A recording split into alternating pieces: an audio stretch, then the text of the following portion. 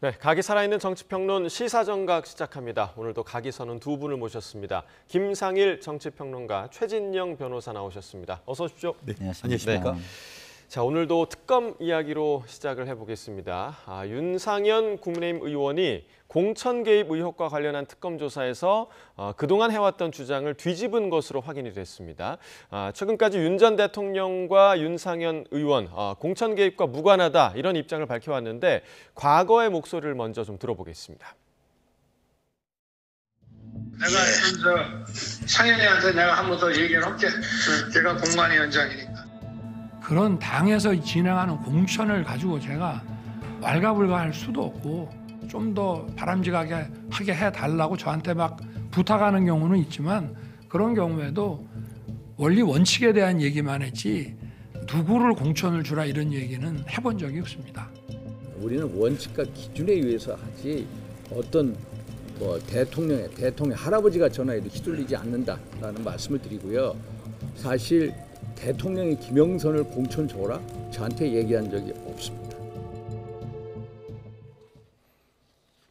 자, 지금 보신 게 과거의 발언이었습니다. 그러니까 저 때만 해도 대통령이 누구 이제 공천을 줘라 뭐 이런 얘기를 한 적이 전혀 없다 이렇게 밝혔는데 어제 그 진술이 바뀌었다고 하더라고요. 그러면 그 어제 진술이 사실일 가능성이 높다고 봐야 되는 겁니까? 그렇죠. 왜냐하면 지금은 피고인으로서의 방어적인 논리를 바꾼 겁니다. 그렇기 때문에 그런 경우 본인에게 불리한 진술이 되고 그것을 자신의 진술로 했다면 그것이 더 신뢰성이 높은 진술이라고 볼 수밖에 없고요.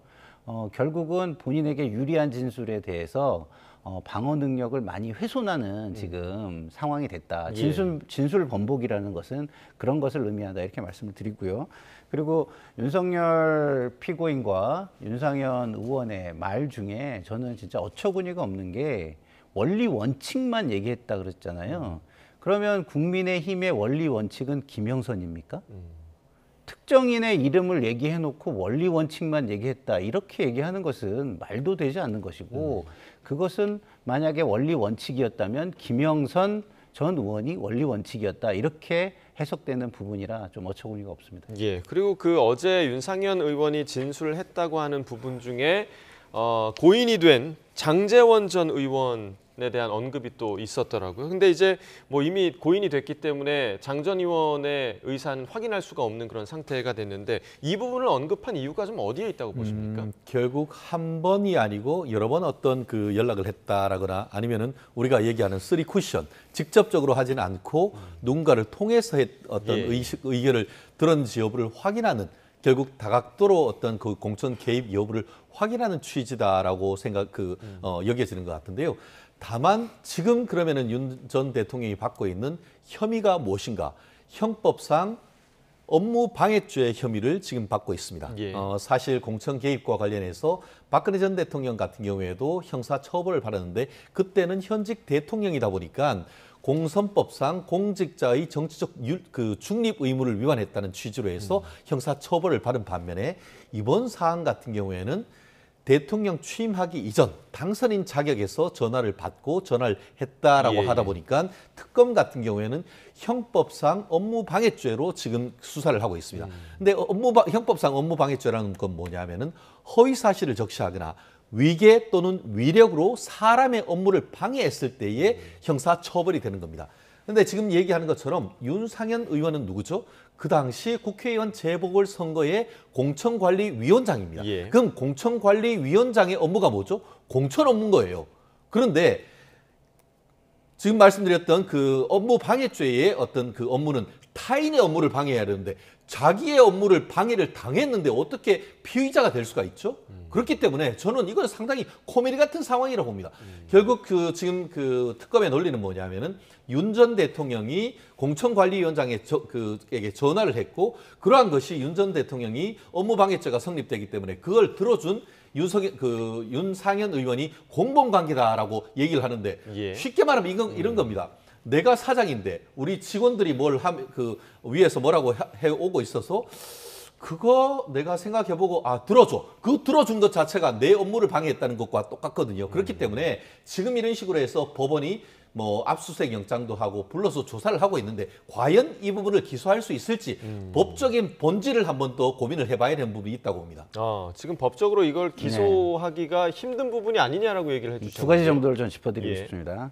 하나는 법원이 영장을 발부했다는 겁니다. 그러면 저희가 가지고 있는 정보와 수사 주체가 가지고 있는 정보의 비대칭성은 상당히 클 거 아니겠습니까? 예. 그럼 우리보다 더 많은 정보를 가지고 있는 쪽에서 영장을 신청했고 그 영장을 법원에서 발부했다는 점, 이 점에서 우리 최 변호사님의 논리만을 지금 모든 논리에 적용할 수 있는 사안이다라고 보기에는 이르다라는 말씀을 드리고 예.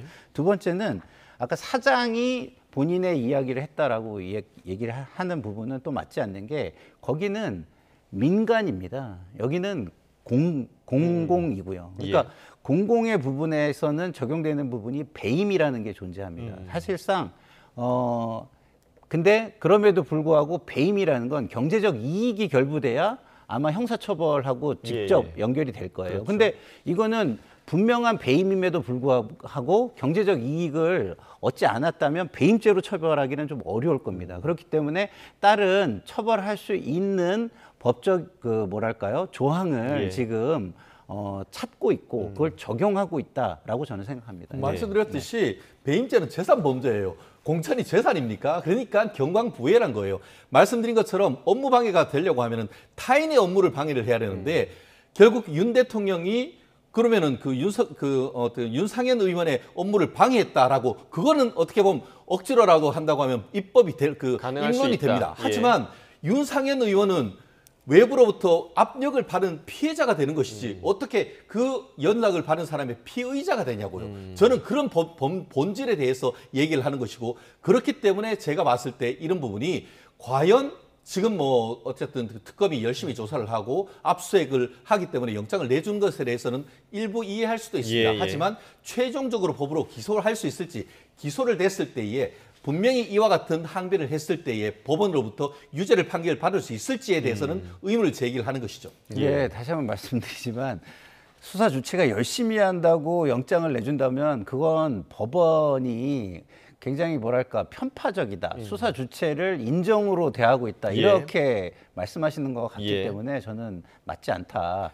분명히 법리에 근거해서 영장은 나왔을 것이다. 이렇게 보는 게 지금으로서는 맞는 자세다라고 다만 생각합니다. 압수수색 영장은 소명 자체가 굉장히 낮습니다. 그렇기 때문에 결국 압수수색 영장이 발부되고 구속영장이 발부된 사안도 무죄가 나온 사안은 부지기수라는 말씀드립니다. 예, 어떤 증거 또 어떤 법리에 근거를 해서 지금 윤상현 의원을 압수수색을 했는지 이 부분은 저희가 정확히 좀 모르겠지만 나중에 정말 지금 변호사님께서 말씀하신 대로 어떤 죄목으로 좀 기소가 되는지를 좀 지켜볼 대목인 것 같고요. 그리고 윤상현 의원뿐만 아니라 어제는 이제 특검이 이준석 개혁신당 대표의 상계동 집 그리고 의원실을 압수수색을 했습니다. 이 대표가 공천 개입 의혹에 공범으로 지금 적시가 돼 있다고 하는데 자 특검이 이준석 대표가 당시에 좀 어떤 역할을 했다고 보고 있는 걸까요? 그러니까 명태균 씨하고 어떠한 거래를 통해서 특정인의 공천을 주는데 개입했다라고 보는 것이죠. 그렇기 때문에 저는 이거는 뭐 경제적 이익은 없지만 정치적 이익이나 그 외에 다른 이익이 존재하는 배임 행위라고 저는 생각하는데 말씀드린 대로 배임은 형사적으로는 경제적 이익이 있어야 처벌할 수 있기 때문에 다른 배임을 처벌할 수 있는 조항이나 법적 논리를 개발해서 적용해야 될 것이라고 저는 생각합니다. 그래서 그런 부분에 대해서 열심히 수사를 하고 법리를 찾고 있는 거 아닐까, 판례를 찾고 있는 거 아닐까 이런 생각이 듭니다. 제가 말씀드리면은 배임은 아무나 되는 게 아닙니다. 타인의 사물을 처리한 자만이 배임이 되는 겁니다. 대통령 당선인이 공관위원회의 업무를 하고 있는 사람입니까? 아닙니다. 그렇기 때문에 비유적인 취지에서 그렇게 말씀을 드릴 수 있지만 형사는 그렇게 만만한 게 아닌 겁니다. 말씀드린 것처럼 지금 그 이준석 대표 같은 경우에도 결국 그 당시에 국민의힘의 대표였습니다. 그러면은 최종적으로 공천장에 도장 찍는 사람이 누구죠? 이준석 대표예요. 이준석 대표가 본인이 공천장 찍고 본인의 업무인데 어떻게 거기에서 말씀드렸던 아까 그 업무 방해죄에 어떻게 보면 주체가 될 수 있냐고요. 예. 오히려 업무방해죄를 외부로부터 피해를 받았다라고 한다고 하면은 제가 이해를 할 수가 있겠습니다. 그런데 어떻게 공천장에 도장 찍는 사람한테 전화를 받거나 했다고 해서 그것이 윤 전 대통령과의 공범이 될 수 있는지, 저는 개인적으로 지금 그 이준석 전 대표에 대해서 뭐 이준석 전 대표의 정치적 입장과는 저는 다릅니다. 그럼에도 불구하고 법률적으로 봤을 때 어떻게 공천장을 찍어주는 사람이 그 공천장을 도장을 찍었다고 해서 그것이 업무방해죄의 주체가 될 수 있는 것인지 저는 도저히 납득할 수가 없다는 것이죠. 자, 그러니까 일관되게 지금 최 변호사님께서 얘기하시는 게 업무방해죄에 해당되는가에 대한 의문이 근본적으로 좀 생기고 지금 있다라고. 압수수색 영장의 죄명이 업무방해죄라고 지금 언론 보도가 나오고 있기 때문에 예. 법조인으로서 말씀드린 겁니다. 예. 자, 그리고 이제 이준석 대표가 지금 받고 있는 혐의 가운데 하나가 일명 칠불사 회동.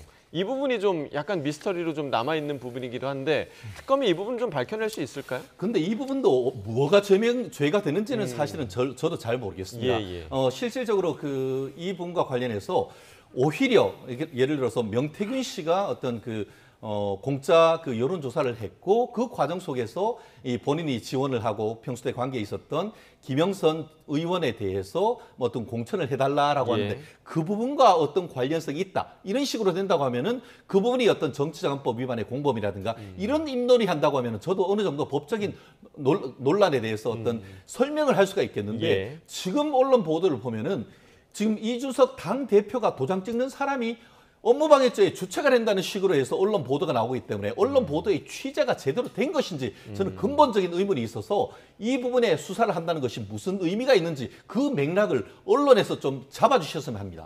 그러면 이제 어제 그 압수수색 관련해서 이준석 대표가 특검이 정치적인 그런 정치적으로 오해 살리를 안 했으면 좋겠다 이런 입장을 밝혔는데 그런 게 사실이 될 수도 있는 부분입니까? 아니죠. 그러니까 지금 언론에 나온 것만 가지고 말씀을 계속 하시잖아요. 근데 제가 계속 말씀을 드리지만 수사 주체가 가지고 있는 그 정보량과 저희가 갖고 있는 정보량의 차이는 엄청나게 큽니다.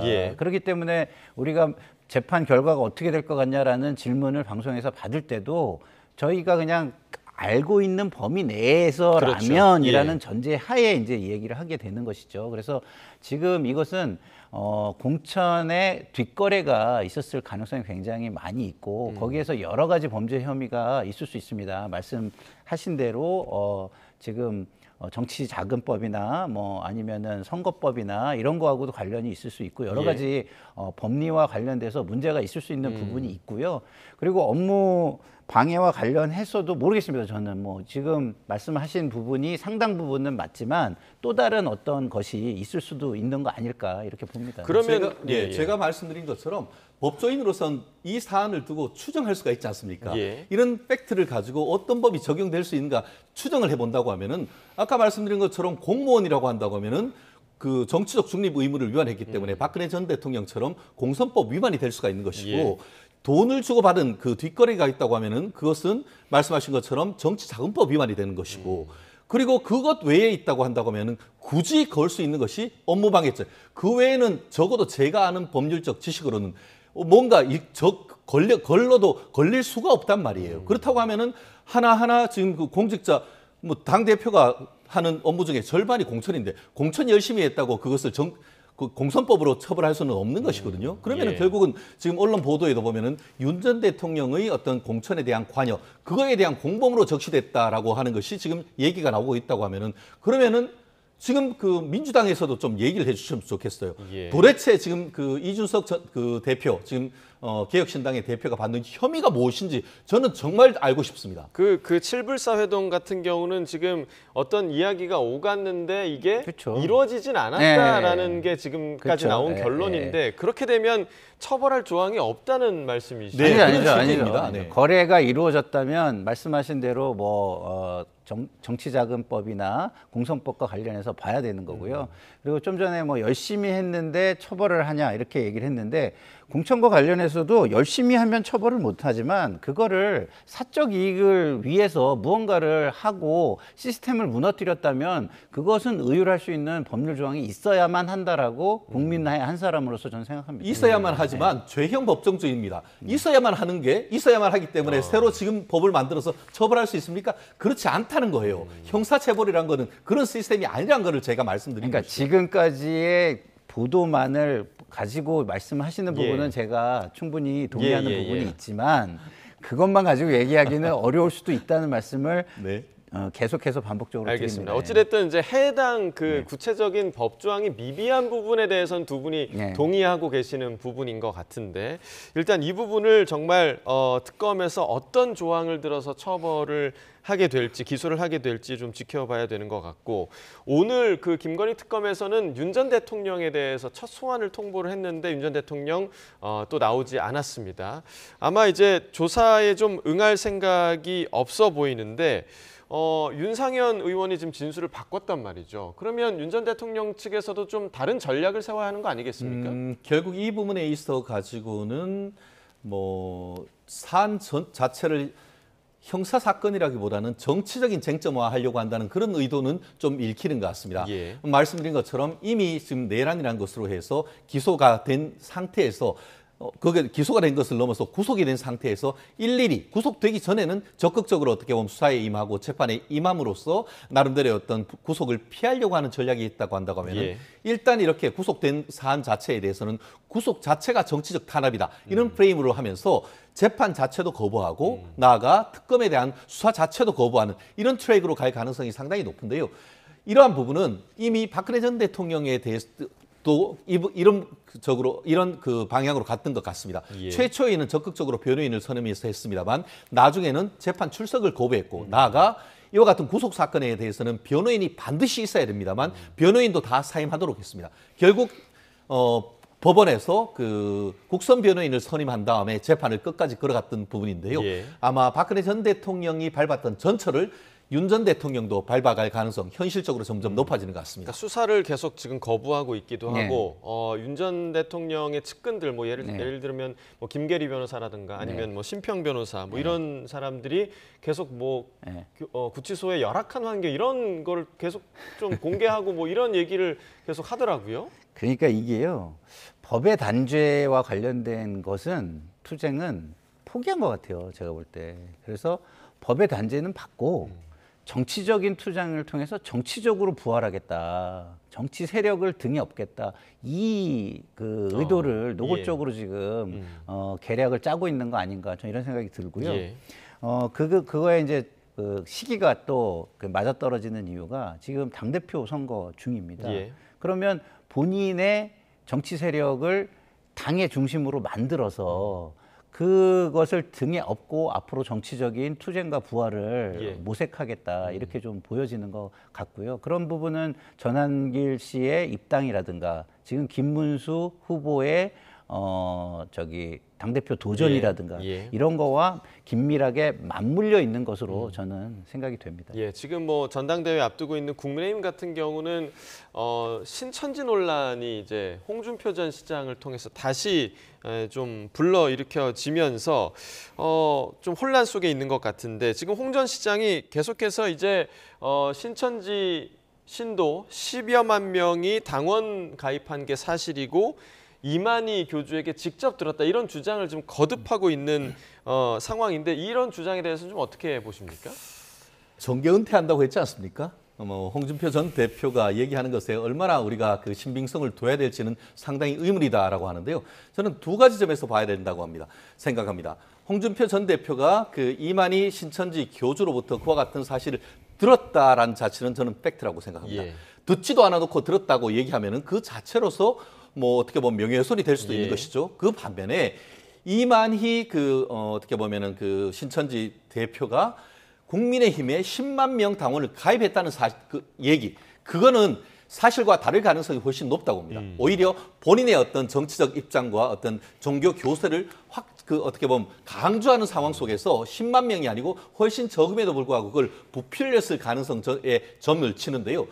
만약에 거꾸로 진짜 이런 문제가 있었다고 하면은 본인이 그때 본인이 그 대통령 후보가 나왔을 때 그때 문제를 제기를 했어야 되는 건 아닙니까? 나아가 그 무렵이 제가 알기로는 이 그 대구시장에 출마를 해서 본인이 그와 같은 그 선거운동을 할 때 전에였을 것으로 가능한 그 생각이 되는데 예. 그렇다고 하면은 실질적으로 그 10만 명에 의해서 본인도 당선됐는데 혜택을 받은 건 아니겠습니까? 그런 부분에 대한 건 없이 마치 그 어떻게 보면 신천지와 관련해 가지고 윤 전 대통령이 혜택을 보고 당선됐다라고 얘기하는 것 자체가 저는 언어 도단이라고 생각하는데요. 저는 종교적으로 그것이 뭐 그 정통이네, 아니면 이단이네 이런 걸 떠나서 설령 그와 같은 그 교단이 교인이라 한다 하더라도 정치적인 자유에 따라서 본인이 가입을 한다고 하면 그것이 무슨 문제이냐? 저는 그런 측면에서도 종교적 자유와 정치적 자유란 측면에서도 저는 그것이 무슨 문제인가라고 오히려 되묻고 싶습니다. 네, 크게 문제가 될 건 없을 수 있다라고 얘기를 해주셨는데요. 역사적으로 어마어마한 문제가 있죠. 종교 분리를 우리가 해낸 이유가 무엇이겠습니까? 종교라는 것은 신의 이름으로 이야기를 하면은요, 좀 틀린 거에 대해서도 맹목적으로 될 수 있고요. 그렇기 때문에 조금 왜곡된 종교에서는 신도들이 훨씬 더 맹목적입니다.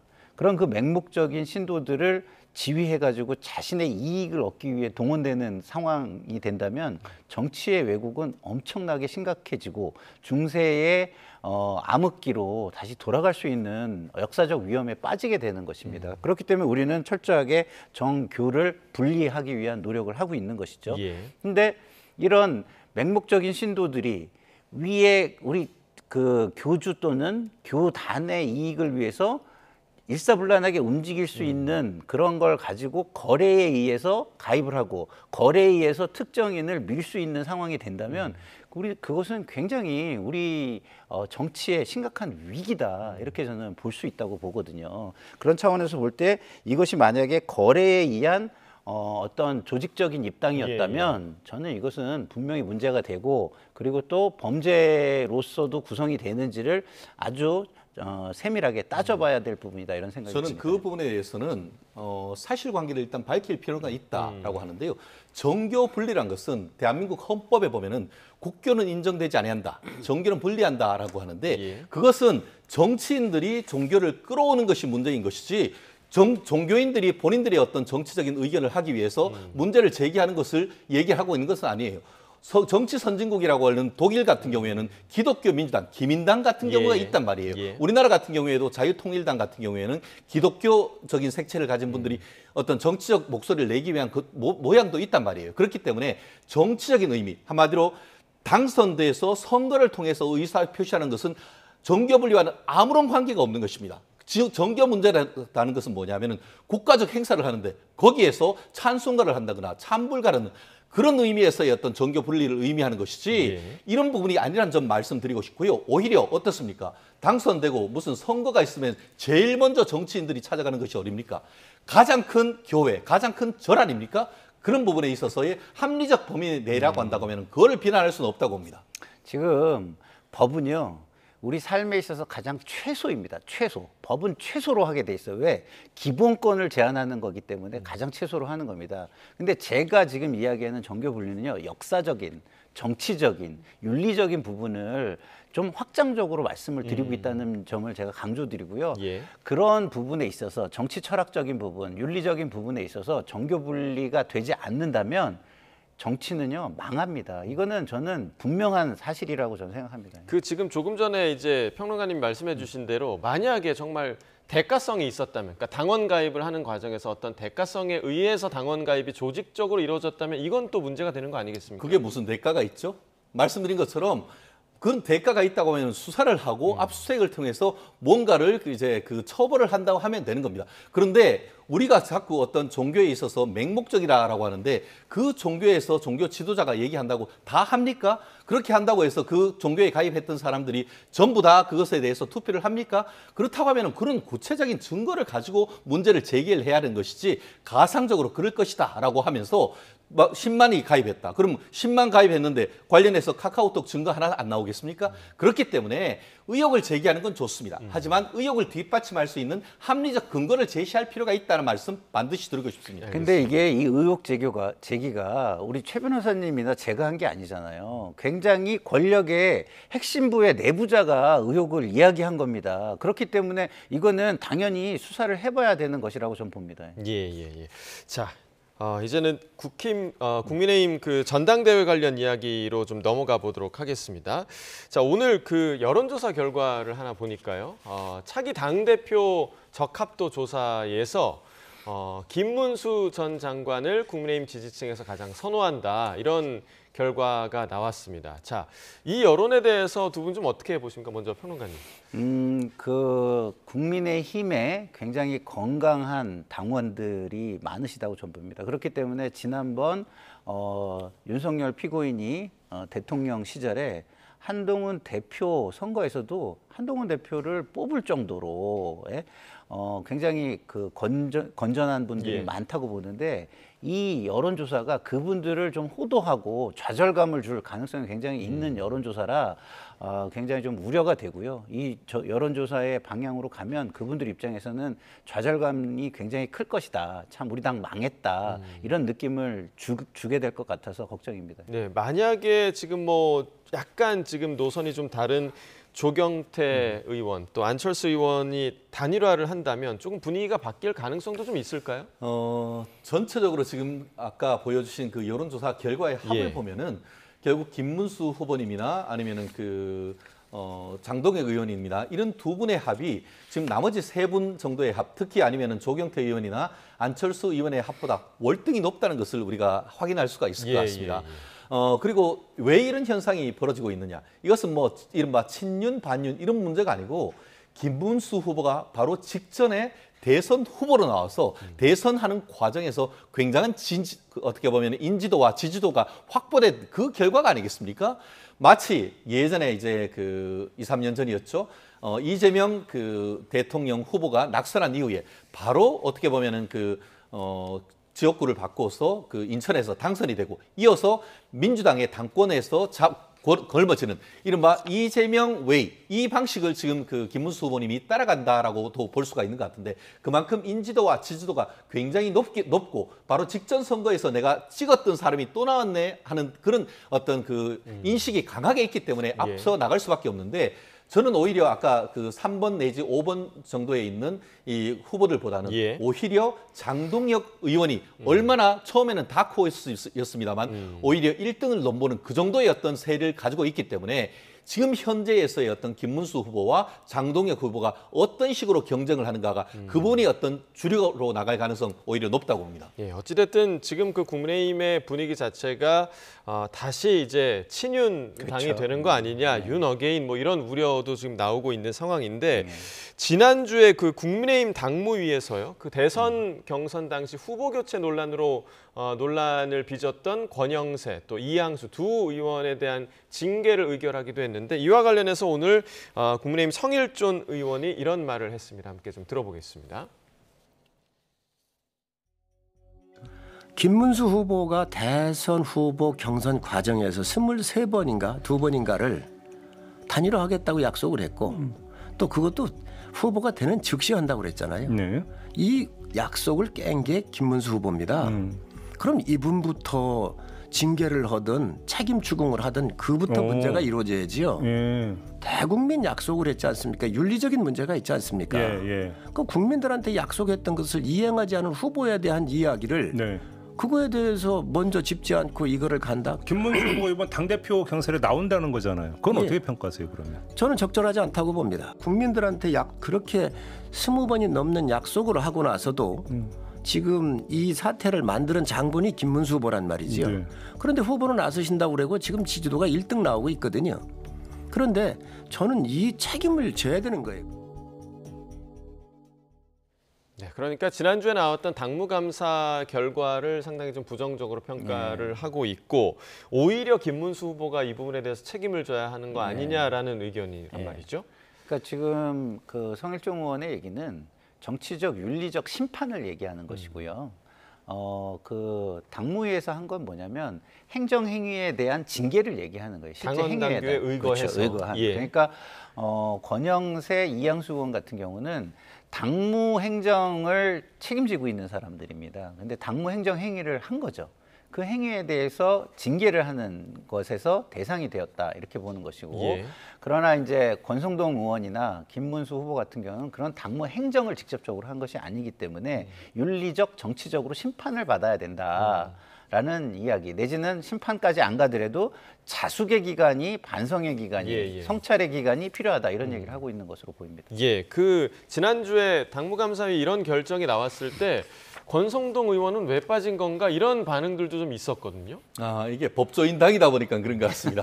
무슨 말씀이냐면은 결국 지금 당무감사를 하면서도 당헌 당규에 비춰서 팩트를 체크를 해봤더니만 비대위에서 이런 결정을 한 것이지 이런 결정함에 있어서 쉽게 말하면은 권성동 의원의 도장은 안 들어가 있었다 이런 말인 것이죠. 예. 그런 건 아니겠습니까? 결국은 그 당시에 이제 그 비대위원장이 권영세 의원이었고 그리고 또 그 당시에 사무총장이 이양수 총장이었으니까 그 도장 찍은 것에 대한 책임을 지겠다 이런 부분인데요.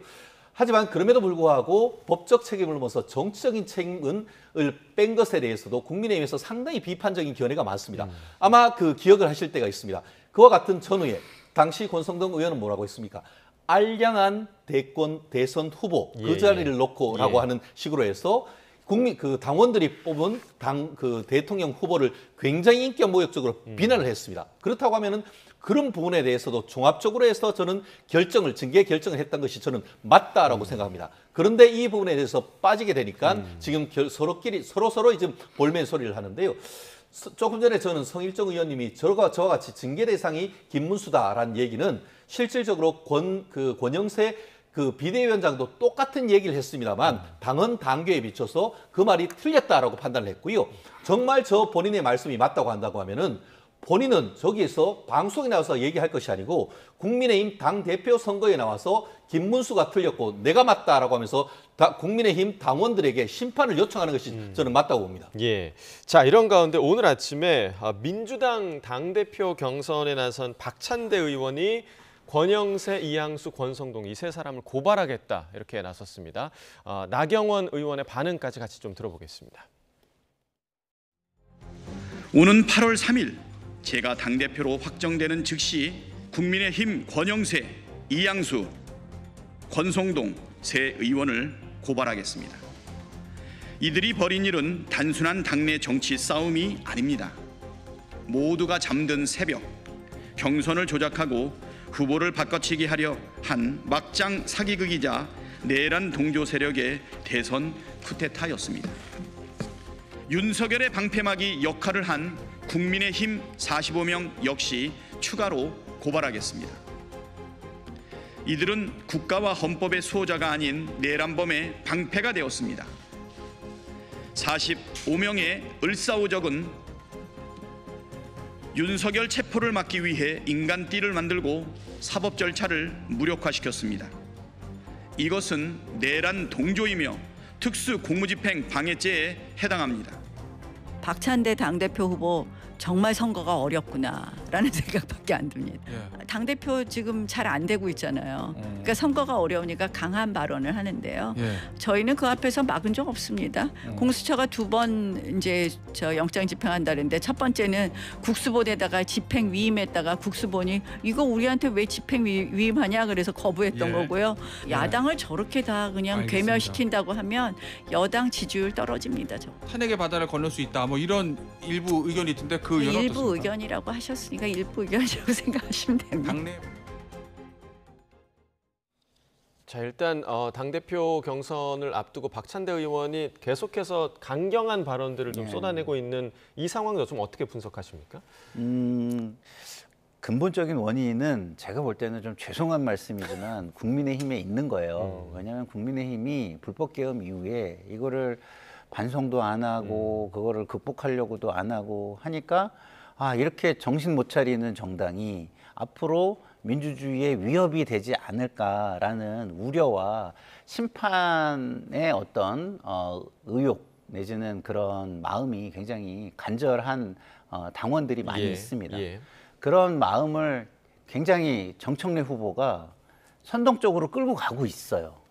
그래서 이 당대표에 대한 욕심이 강한 후보가 또 그것을 활용해가지고 선동적으로 가다 보니 예. 지금 상황에서 국민의힘에 대한 그런 거를 심판하는 심판을 원하는 사람들 같은 경우 그쪽으로 좀 빨려가는 것이 사실이거든요. 예, 예. 그래서 그걸 안 하면 모르겠지만 한쪽에서 하고 있는 상황에서 뭐 경쟁에 동참하지 않기는 좀 어려운 상황이 아닌가 이런 생각이 듭니다. 그래서 예. 뭐 어려워서 그렇다까지 표현하는 거는 좀 약간 너무 폄하적인 것 같고요. 경쟁을 하는 데 있어서 실질적으로 그런 캠페인이 효과적으로 먹히고 있다는 점에 고민을 한 대응이다라는 생각이 듭니다. 자, 지금 폄하적이라고 얘기를 해주셨지만 선거가 어려워서 지금 이렇게 쏟아내고 있는 걸까요? 어떻게 좀 보십니까? 저는 나경원 의원님 말씀에 아주 공감합니다. 잘 되면 저렇게 가겠습니까? 보통 보면은 그게 2등 전략이죠. 1등 전략으로서는 1등은 자기 평판 관리하면서 마치 지난 대선 과정에서 이재명 대선 후보가 본인이 여유를 가지고 옷도 어떻게 보면은 평상식으로 편안하게 해서 대화도 어떻게 보면 확장적으로 가는 반면에 2등 전략은 어쨌든 강력하게 공격적으로 갈 수밖에 없는데 문제는 저걸 할 수 있는가? 조건을 걸었잖아요. 내가 당대표가 되면. 그러니까 예. 만만치가 않다는 것을 스스로 지금 자인하는 것이라 하는데요. 하지만 정치에도 금도가 있습니다. 결국 새도 좌와 우와 날개가 있듯이 지금도 한쪽을 본인들이 모든 것을 가지고 다 가겠다 이렇게 될 경우에는 결국 독주를 넘어 독재란 비판이 있을 수밖에 없는 것 아니겠습니까? 그렇기 때문에 오히려 좀 더 긴 호흡으로 본인의 어떤 설령 이번에 당선되면 좋지만 그렇지 않다 하더라도 지금 박찬대 의원은 아직 갈 길이 정치인으로서 구말리입니다. 그렇기 때문에 지금 너무 하시는 것은 조금 한 템포 쉬시라 말씀드리고 싶습니다. 알겠습니다. 오늘 두 분 말씀 여기까지 듣겠습니다. 김상일 정치평론가, 최진영 변호사와 이야기 나눠봤습니다. 고맙습니다.